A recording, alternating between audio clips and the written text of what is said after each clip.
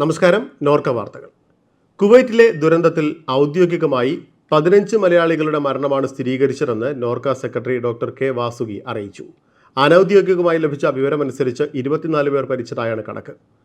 മൃതദേഹങ്ങൾ കൊണ്ടുവരാൻ ശ്രമം തുടരുകയാണ്. കുവൈറ്റ് സർക്കാരുമായി ചേർന്ന് എല്ലാ ശ്രമവും നടത്തുമെന്നും അവർ പറഞ്ഞു. തുടർ സഹായം ചർച്ച ചെയ്യുമെന്നും നോർക്ക സെക്രട്ടറി വാർത്താസമ്മേളനത്തിൽ അറിയിച്ചു. കുവൈറ്റിലെ ദുരന്തത്തിൽ മരിച്ചവരുടെ മൃതദേഹങ്ങൾ ഒരുമിച്ച് എത്തിക്കുമെന്നും ഇതിനായി പ്രത്യേക വിമാനം കേന്ദ്ര സർക്കാർ ഒരുക്കിയിട്ടുണ്ടെന്നും നോർക്ക സെക്രട്ടറി വ്യക്തമാക്കി.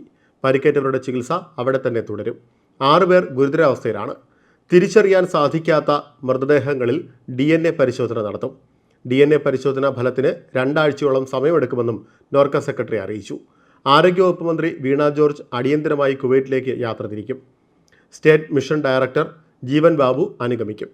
പരിക്കേറ്റ മലയാളികളുടെ ചികിത്സ, മരണമടഞ്ഞവരുടെ മൃതദേഹങ്ങൾ നാട്ടിലെത്തിക്കൽ തുടങ്ങിയ പ്രവർത്തനങ്ങളുടെ ഏകോപനത്തിനായാണ് മന്ത്രി കുവൈറ്റിൽ എത്തുന്നത്. ഇതോടെ നോർക്ക വാർത്തകൾ സമാപിക്കുന്നു. നമസ്കാരം.